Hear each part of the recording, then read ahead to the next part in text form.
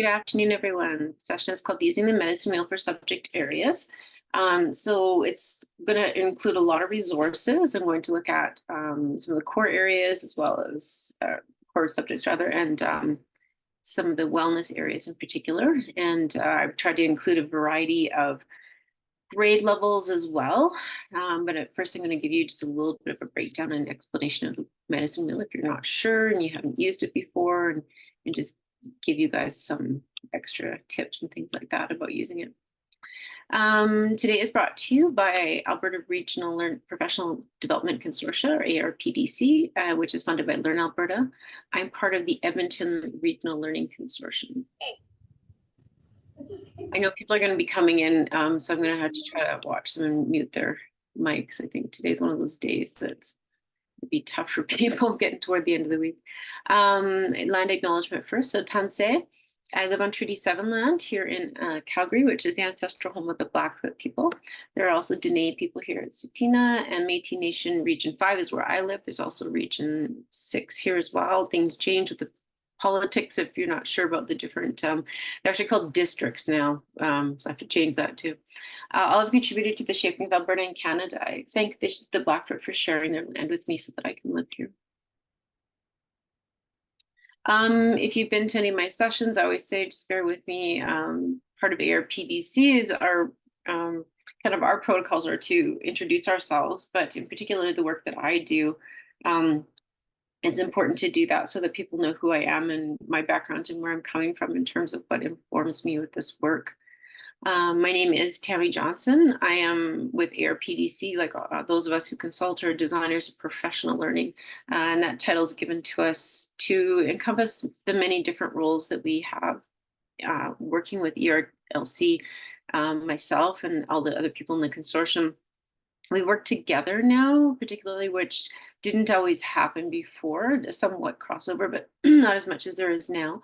And the other part of that is, besides the roughly 10 sessions I do online every month for general PD services for, excuse me, I'm losing my voice today, I apologize. I think it's allergies from the weather change here in Calgary. Bear with me. Sorry. It's annoying. Anyways, I also do face-to-face workshops and presentations. So I travel around the province to different school divisions and private schools, et cetera, anybody who may need those services, as well as I consult on, particularly right now, the focus is new curriculum for elementary, because that was the curriculum that's being implemented recently. And so I will consult with the different core area groups on how to use First Nations, Métis, and Inuit resources and Indigenous ways of knowing in the curriculum for those areas too.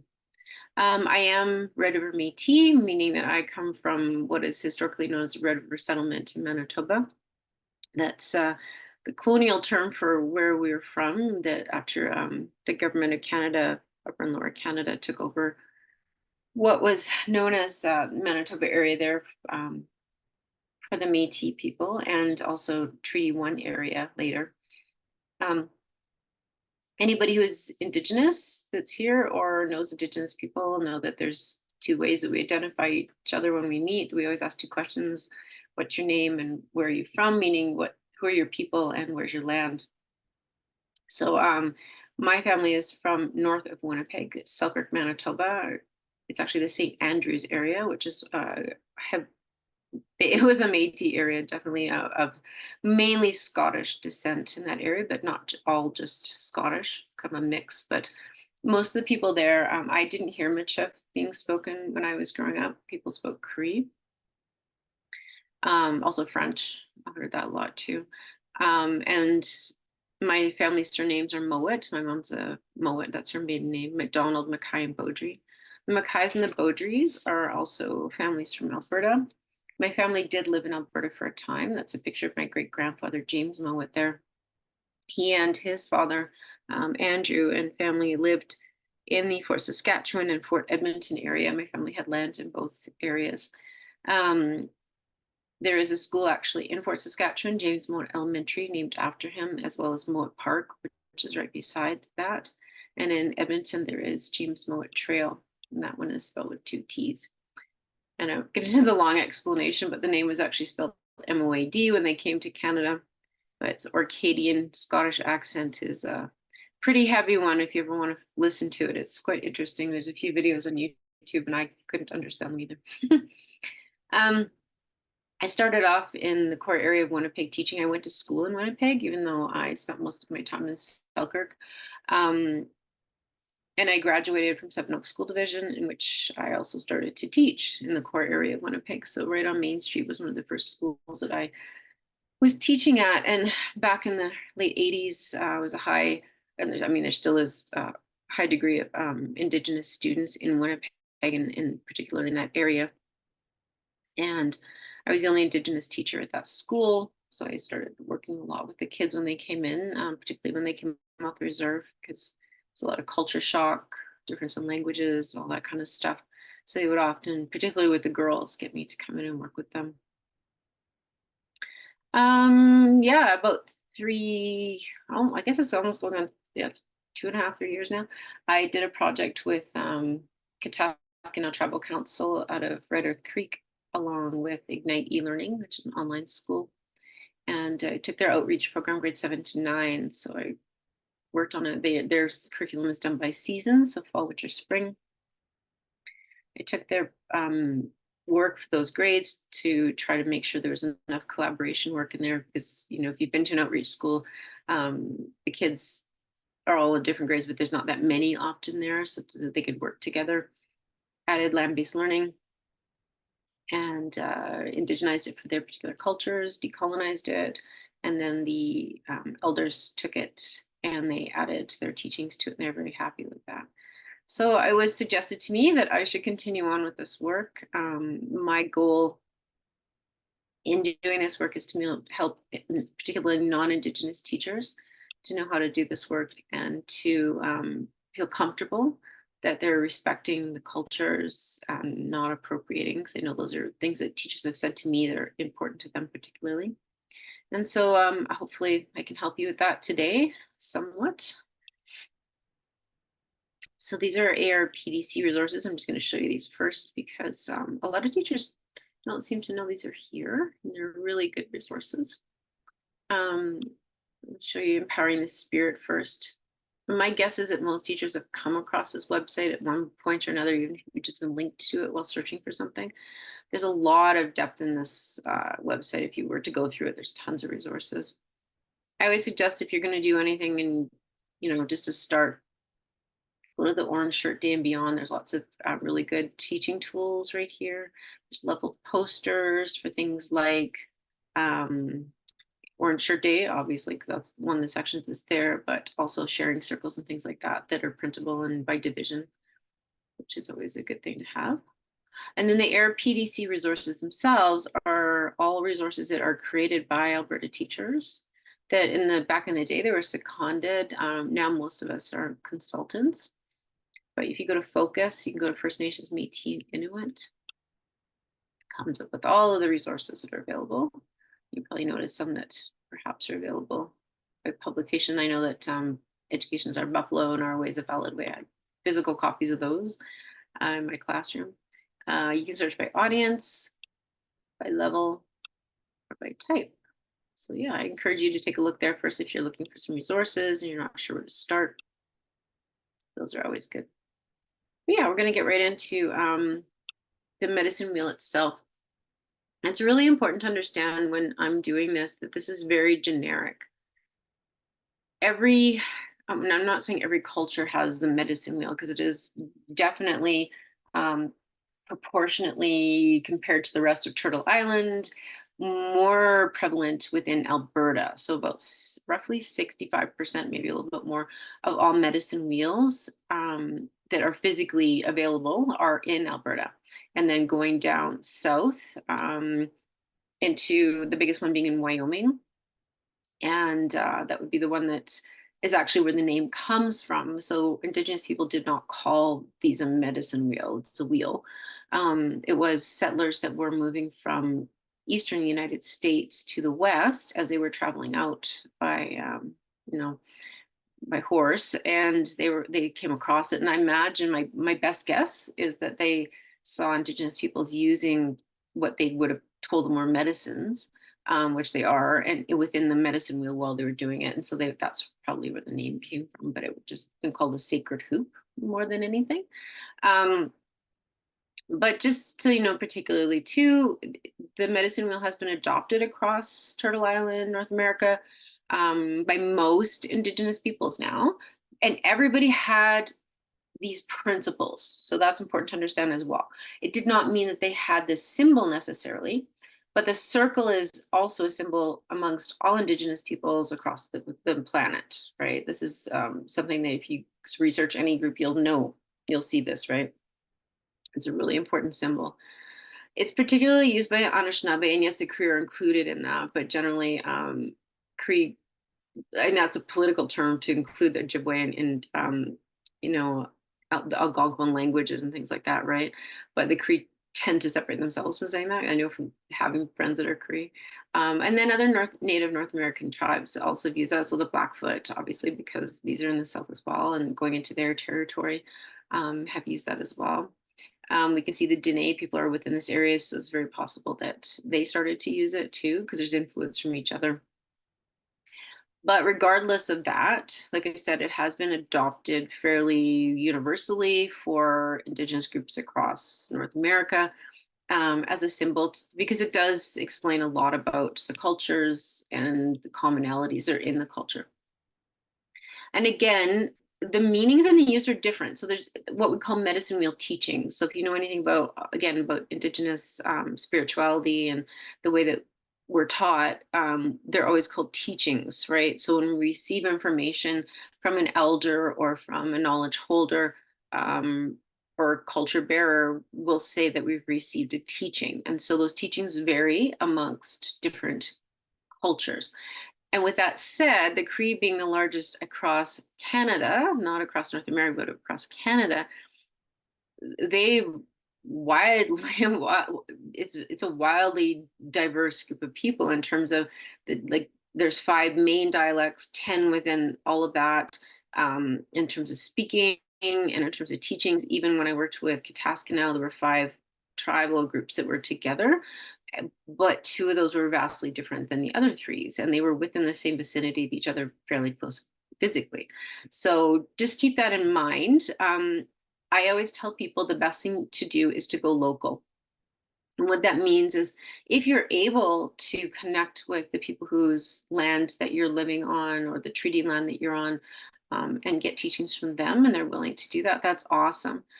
If you cannot, then when you're using it, you would do it the same way I'm doing it now. And you would explain to the children when you're teaching it that this is a generic form, right? Meaning that this is just all of the things it could represent, but it doesn't mean that the people that are living closest to us teach it like this. So just to explain that. But there are 5 areas, with that said, that are pretty common amongst all of the teachings, just not specific, right?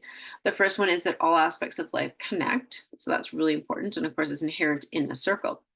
That there's unending balance, and this is super important. I will get into this a little bit more. The sharing and organizing of knowledge is done here, as well as the sacred number 4. And if you don't know about that, I can explain a little bit about that. Number 4 occurs, and we're going to look at the medicine wheel on the next page of the generic ideas. You'll see how many times 4 is important and how many times it occurs within learning. So you'll see that. And then many parts make a whole, which also leads into really great ideas for using for math. But I'm going to show you this video. This is just some basic medicine wheel teachings, and this lady happens to be a Ojibwe, and she has a company, and they also have some really great videos on their website that I love to use that are pretty great explanations even for the kids when you're using it. What is the medicine wheel and why is it so important to the Indigenous culture? Watch this video to find out the foundations to the medicine wheel teachings. I'm Mallory Graham, Anishinaabe from tribaltradeco.com. Be sure to subscribe and hit the bell for more videos every week on the Indigenous culture, smudging, and Native teachings. If you're looking for a simple explanation for what the medicine wheel is and why it's so important, then we're here to share the basic teachings to the medicine wheel. Make sure you watch it to the end as we have a special bonus for you. Now, there are 3 important points that you need to know about the medicine wheel teachings. The first important point about the medicine wheel is what exactly is the medicine wheel? The medicine wheel is a circular symbol broken into 4 areas or quadrants. These 4 areas have 4 different colors assigned to them, which are most often yellow, red, black, and white. It is also very important to note that different nations have different medicine wheel teachings according to their stories, values, and beliefs. So there is not only one perfect medicine wheel. The 4 areas of the medicine wheel have attributes assigned to them. The 4 directions, the 4 states of being, the 4 sacred medicines, the 4 seasons, the 4 elements, the 4 stages of life. Some nations use the 4 colors in different locations on the medicine wheel and use the 4 areas on the medicine wheel to represent the 4 colors of people on Mother Earth. Each of the 4 directions or areas have teachings, and each of the set of attributes have their own teachings as well, which we will get to more in the next 2 important points about the medicine wheel. The second point for understanding the medicine wheel teachings is why this circle is so important. The circle represents the circle of life, the circle of self-awareness, and the circle of knowledge. For the circle of life, Indigenous people of North America look to this circle as a reminder that everything flows in a circle. We believe that life continues on and on. Our spirits live forever on earth and then into the spirit world, similar to the circular nature of the seasons and the life cycles. The circle also represents our own awareness of ourselves and our states, mental, physical, spiritual, and emotional. And in order to be happy, we need all 4 of those states to be balanced. We can be aware of our own balance and help steer ourselves toward a more balanced life, therefore a more happy life. We need to be aware of each set of attributes and what they teach us. For example, in order to exist on Earth, all 4 elements are needed. And not only are they needed, they also need to be in balance. The circle of knowledge is one of my favorite parts, as it represents the personal power that we each possess to learn about the different attributes and have control over our states of being to maintain our happiness. And this circle of knowledge means that we use it as a tool and as a system for passing on knowledge. Have you seen the medicine wheel before? If so, where? Please share with us in the comments below. Now, the third point for understanding the medicine wheel teachings is that all aspects of life are interconnected. All creation on Mother Earth was put here for a purpose, and we are all deeply connected. The spirit world is connected to life on Earth, the water is connected to the land, and the sky is connected to the ground. Our connection to the land and to our Mother Earth can directly affect our spiritual well-being, which will then affect our physical health, our emotional health, and our mental health as well. All attributes of the medicine wheel are connected, and we as people are all equal. So all nations of the earth are equally connected to the creator. If you like these medicine wheel teachings, then download our free medicine wheel poster at the link in the description below. Now you know the foundations to the medicine wheel teachings and why it's so important to the Indigenous worldview. If you like this video, please let us know by Okay, hitting so I'm what gonna get is past that. Okay. So those are the basics of the medicine wheel. What I want to look at for you guys then is just kind of step into that. And again, it's that generic medicine wheel. Looking at subject areas and where you can fit this in. So and it's not a matter of, and I always say this too, it's not a matter of fitting Indigenous teachings into your curriculum. Really, they should be an overriding theme. And by that, I mean, if you're going to teach the medicine wheel to the kids, it should be something that's taught as a separate lesson first, and just kind of as what I was doing with you. And what is a medicine wheel? What does it represent? What are the reasons for using it? Talking about balance and things like that. I don't focus on that here because I do separate sessions on that. One on just the medicine wheel for well-being, and then separate lessons on the medicine wheel in terms of specifics. So really to start with that, and then you can use it and get into these areas like science, right? There's all kinds of areas, as you can see here, the animals, the seasons, stages of life, botany, plant medicine, astronomy. There's really no end for doing that.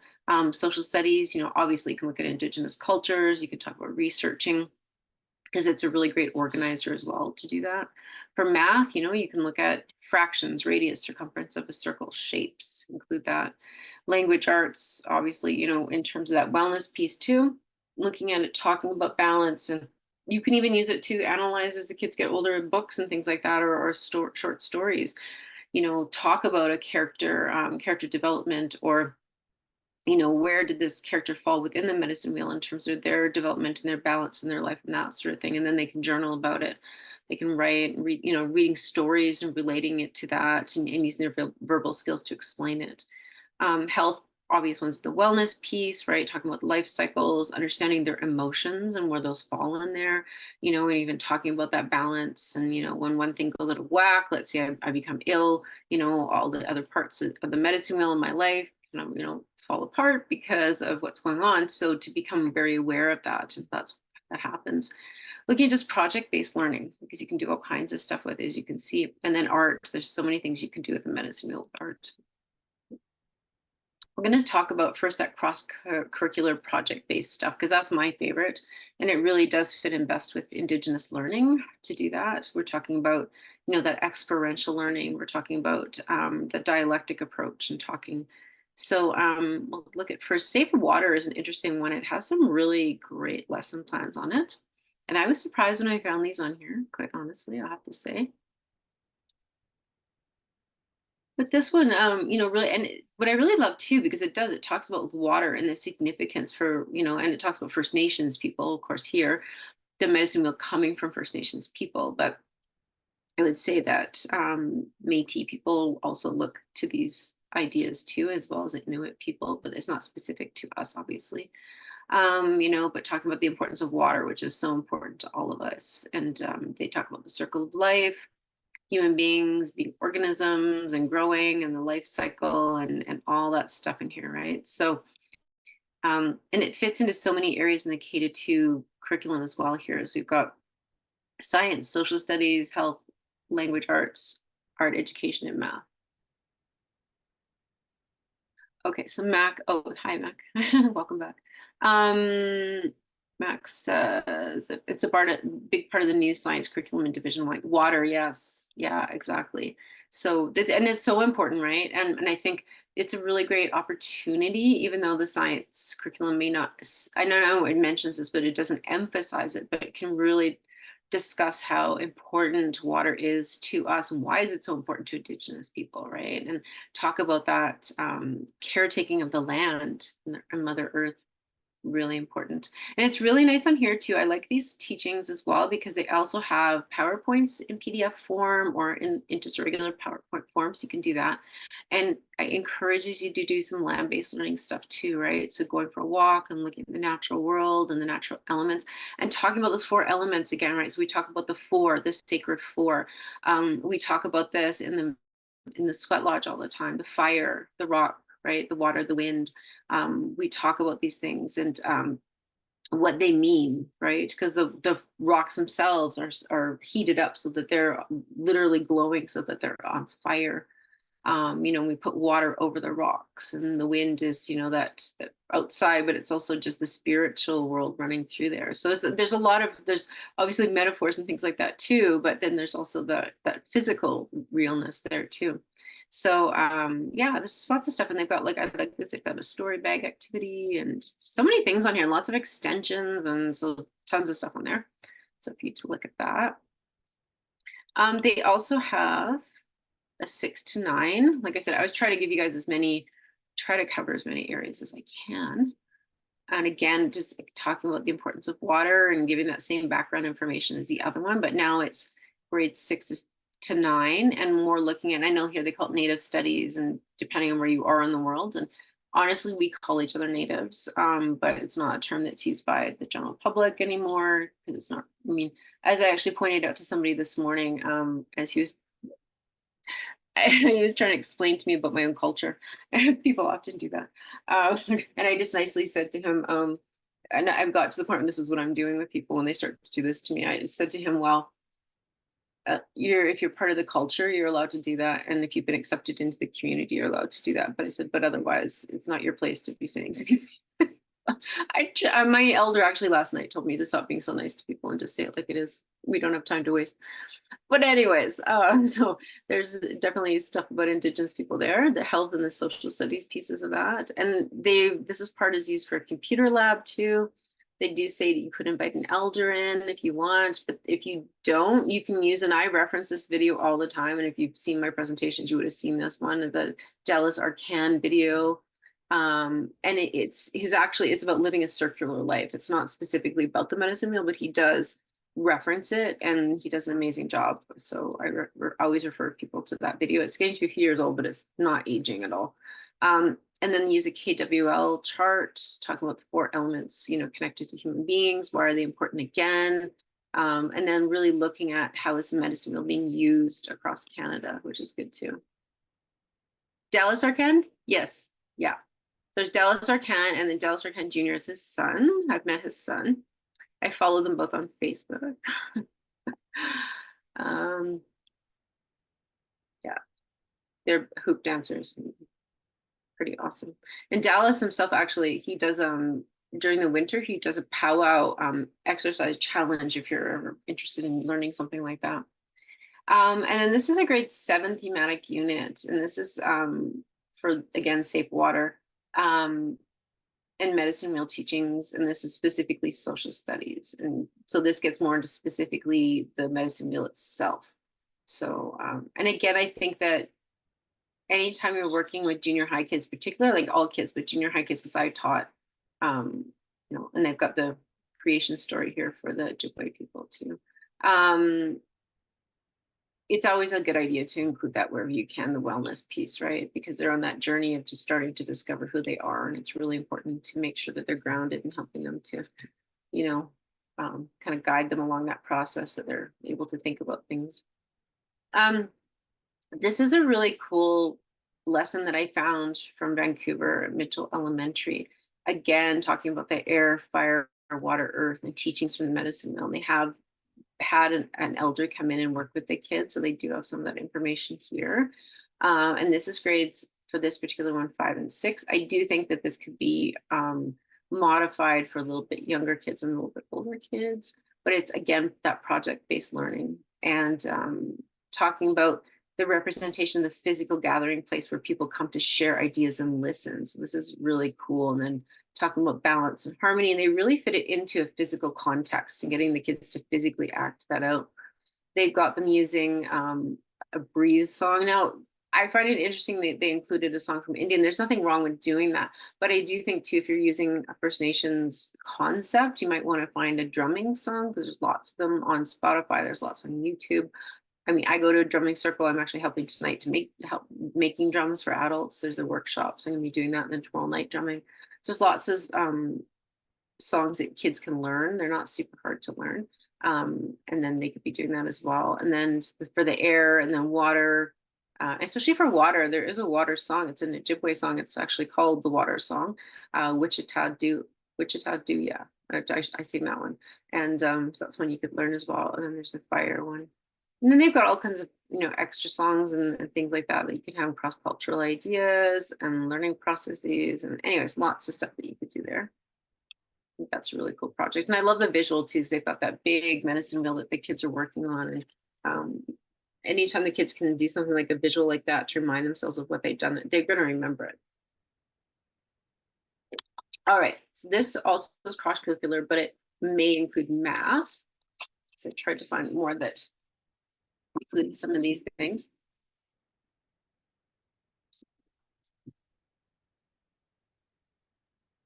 This is a PDF for some reason. Sorry, I apologize. So this is actually a thematic unit. So I like to include that as well because that gives you lots of ideas. And they do reference a treaty kit. And I know there are treaty kits you can get in Alberta as well. Oh, so thanks, Larissa. You did a link to Dallas's video. Yeah, I've got a link to the video as well in the resources at the end of this, the Google Slides as well for you guys too. So you can have a link to his video. So there's some books as well that they refer to here for the younger ones. It's Grandfather, What is a Medicine Wheel? And they have the list of the authors. And then they have Grandmother, What is a Talking Stick for? And what is a Sharing Circle? So there's a series of books that you can use as well. And then Animal Life Cycles. And then, and I love how they've broken it down as social studies, health, art, and phys ed. So there's just different activities in there that you can do with the younger ones in particular.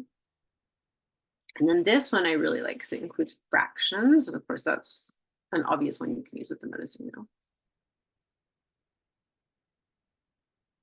So this one has, again, it has some of the same books on it, but they've got crafts, they've got math, and they've got science in here as well. Right, and like I said to you, including fractions, and you can do comparing and ordering. And they've also included a little bit more too here on more social studies. That's so important too. They've got cultural significance of things like artifacts. So bringing in artifacts from your local area, I always encourage. When I was working as an AC learning leader, this is years and years ago at CBE, I remember one of the schools had brought in some Indigenous artifacts that the kids could use, and it was really cool. It's interesting too when you do that activity, because when you ask kids, I remember doing this when I was in school too, the teacher bringing in something, what do you think this is used for? Right, and all the cool ideas that the kids come up with that they think it might have been used for, and it's always interesting. So this is a Ojibwe art curriculum here, and this is talking about using the medicine wheel past and present, which is also really important to talk about how that's changed, and not how teachings change, because the teachings are the same for thousands of years, but life has changed dramatically in the last few hundred years. So how has that been adapted? For instance, on the medicine wheel, there weren't 4 different colors for human beings because the people that lived here didn't know there were other colors of human beings, right? They only knew of the indigenous people until white Europeans showed up. And then it was like, oh, okay, so there's other people. And then other people obviously started coming later, and they're like, there's more than 2 different colors now. Okay, anyways, so that became included in the medicine wheel. So it's important to understand that as well, that teachings evolve, right? They grow. It's just as we grow and learn. And then lots of materials that you can use. And yeah, I love a lot of these are just paper plate activities too, which just makes it really easy to do. So that's a cool thing. And then this is just kind of a miscellaneous one I found actually on Crayola. Using clay, which I thought would be cool, because this is a medicine wheel, directions, elements. So that's neat too, right? So you can make the bowl, and they give you, explanation, talking to the kids about directions, and including the like the seasons rather, and talking about the elements that are within it. And then they can do it out of clay, make their base of their pot, talk about the directions, which way the wind goes in this circular area. Yeah, I just thought it was kind of cool, right? It's a great way to teach kids directions, because I know there's adults who don't understand directions, which is always amazing to me, but it happens, right? Yeah. And then you can paint it the colors of the medicine. I thought that was neat. We'll get into science. There's lots of science connections with the medicine wheel, so many. So this is actually some Blackfoot teaching. So this was a project that was done. I'm sorry, go up stuff across the top. Oh, I see what they're doing. Yeah, right now. And this was done with 2 grade 6 students, and it was this cultural science fair. But it's, what is a medicine wheel used for?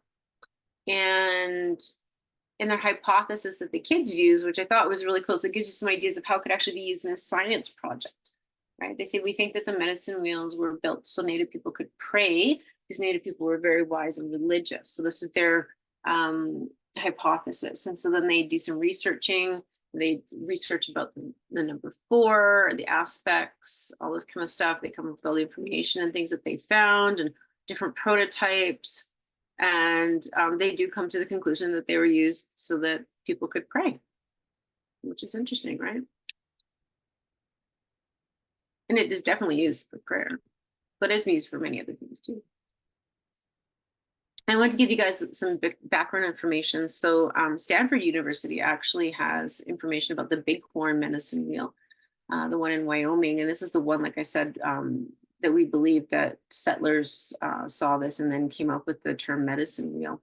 But there's lots of information on this website. And as you can see, some really great aerial shots as well. So they've got that on here. And I believe, I'm just going to go back because I believe, because I put, yeah, it's the same website. Shoot. So I'll go into here. They've got information about medicine wheel mysteries. So they talk about pointers to the sun and stars. Can I track the sunrises? Show me the dawn rising of a star. They also, it's interesting too, if you research a little bit on this, this particular medicine wheel, I believe it's this one. Don't quote me, but I believe it's this one, that scientists cannot actually date it. They think it may be millions of years old, which if you think about it, well, I thought about it because I know First Nations people that I've met, the elders that will say that they have always lived on this land. And of course, there's all the theories about where Indigenous people came to North America, through different means, whether it was through the Bering Strait or, on boats coming from places like Polynesia or wherever it may be, even South America traveling. So there's different theories, but I know people that will say that they have always been here. So, I mean, it kind of lends some credence to that when I say that, right? It is very interesting. But also, generally, the most of them have been dated around 5,000 years or so. So around the same time as the Egyptian pyramids were built too. So that's really important. So yeah, lots of science information on here, and you can build a sun track diorama. So it's interesting, and there's also those comparisons too, to Stonehenge then too, as well as the medicine wheel, and talking about that. So again, talking about who built them and when, what was their purpose, where are they found. You can compare them to things around the world like that because, we talk about the cycles of the sun with it. Building a sundial, that sort of thing. Is it modeled on a sundial? Because there were sundials, Indigenous people did use them in terms of not a specific time during the day like we would use, but they did for different things. But this is kind of cool. I really like this, talking about all the different things we talk about with the sun, right? And there's links for each one of them as you go to them to get the latest information from them. It's really cool.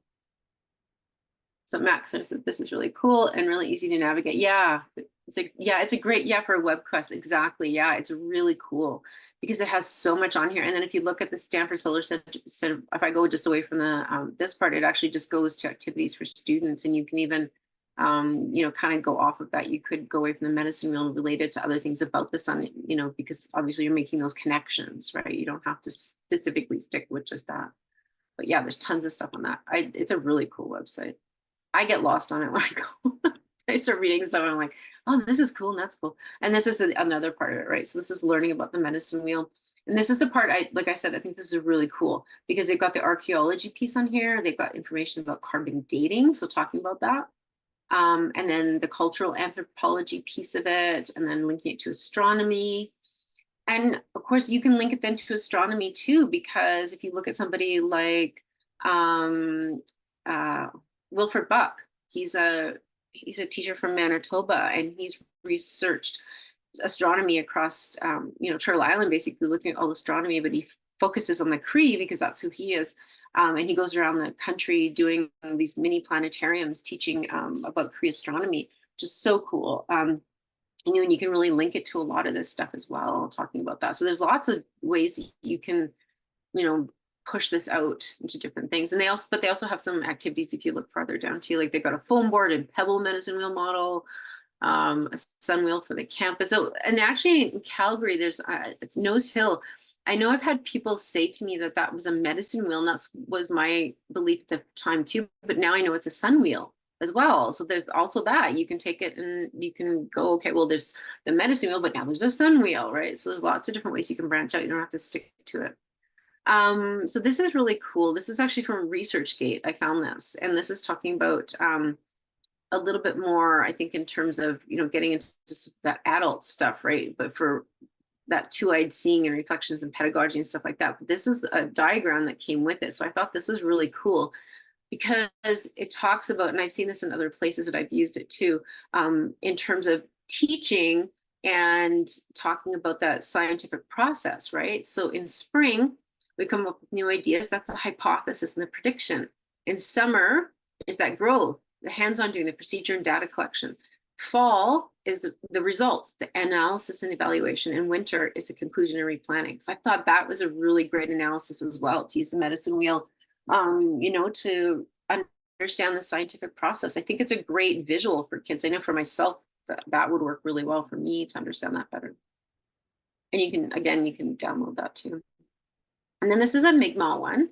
And of course, it's not from right where we are, but Indigenous peoples across North America have great ideas.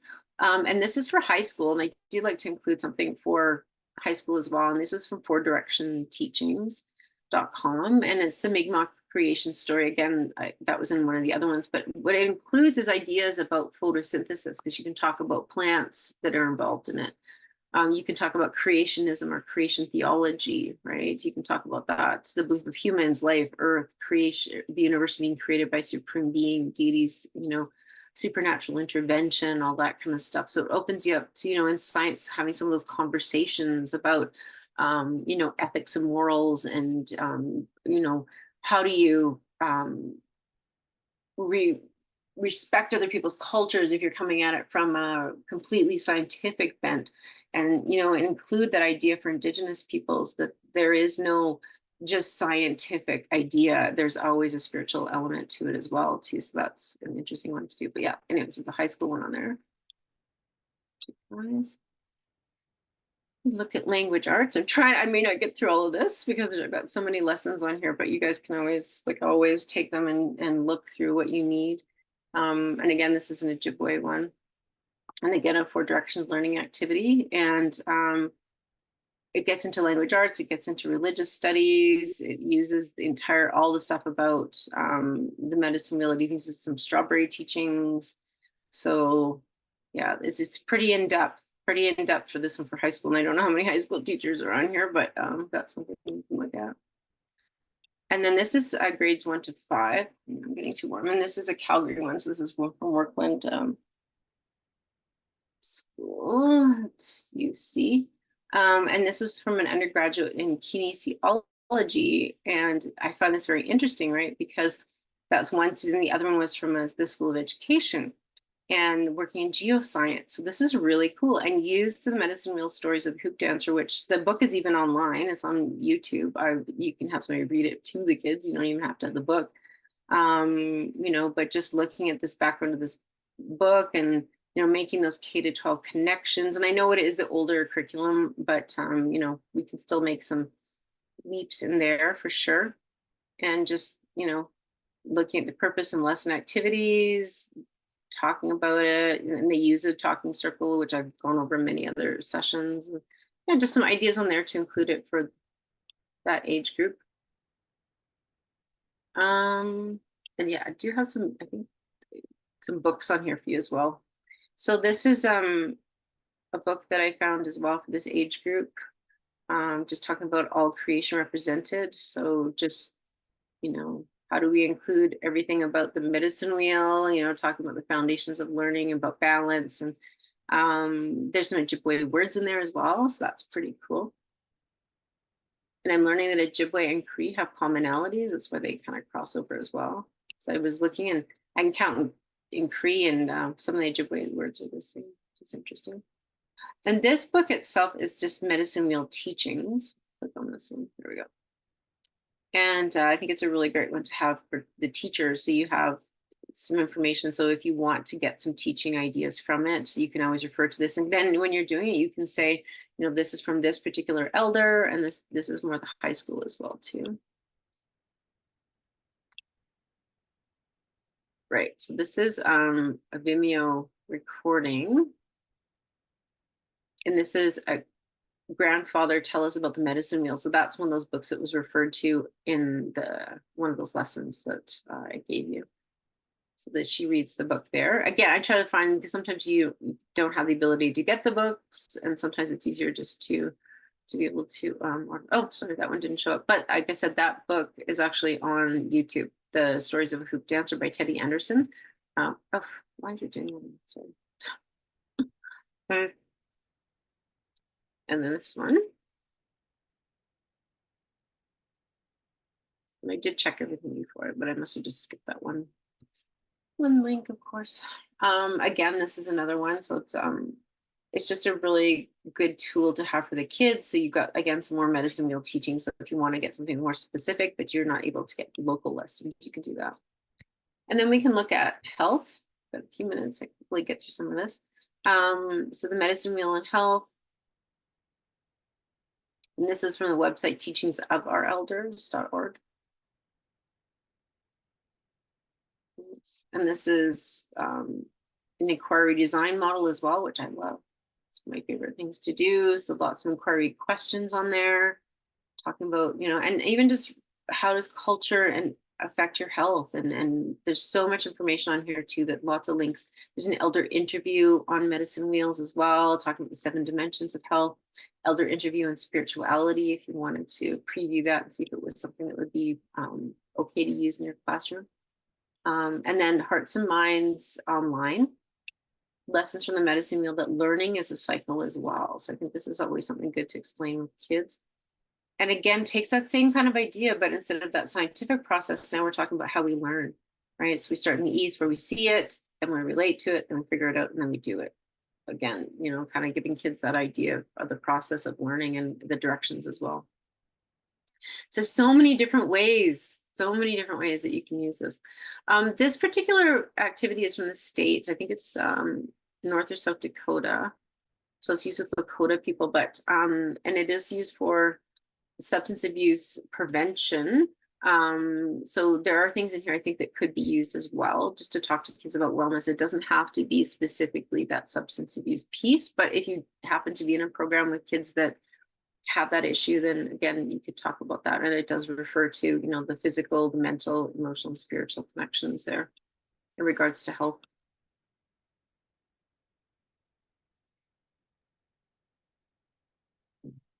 Slow. And then this is PowerPoint. It's a secondary one. And this is actually in Saskatchewan, and it does correlate a little bit with our ELA 20 area as well, talking about some of these things. I was talking about values and beliefs and how they determine the path in life we may explore, and then who do you want to be.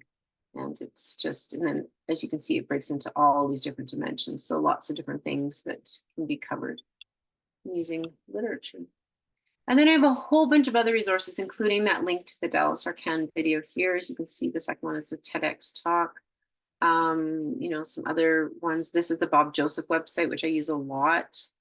He wrote 21 things you should know about the Indian Act, but he has a little video on here as well, talking about the medicine wheel, which I've used in other presentations. And it's always a good one. It's quite short, something else you could use. And then he does have this, I've often used this as well. This is the generic form of the medicine wheel is mentioning, and it includes all of the things and really can show you how there's the sacred number 4, that all of these things connect.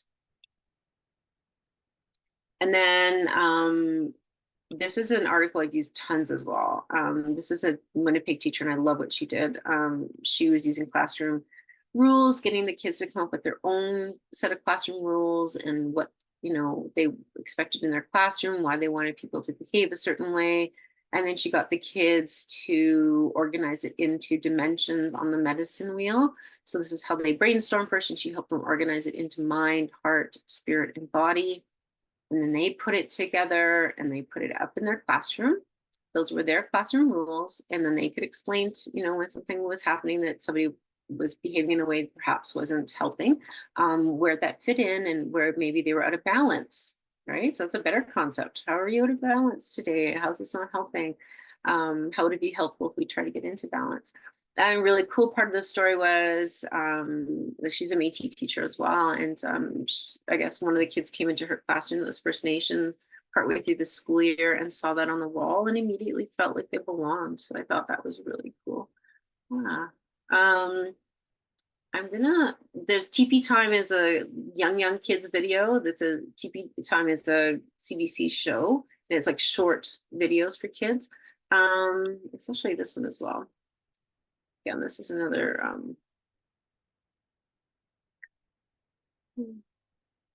yeah, so this is one I've used a lot as well. And this is a really great resource. It's a PDF, but I think it has lots of great ideas for you. And it has lots of the Black Line Masters idea too that you can always use to print off as well if you want to do that. Instead of having to create from the very bottom yourself. But it just incorporates so many different things into it. As you can see, like lots of great visuals and some historical stuff and just so much stuff on here, right? And some examples of how it's been done. And yeah. Anyways, like I just love this. Just it's got so many great ideas. Anyways, I could go on and on and on for days on this, but I don't have time to do that. So I'm going to stop share on that, and then I'm going to stop recording.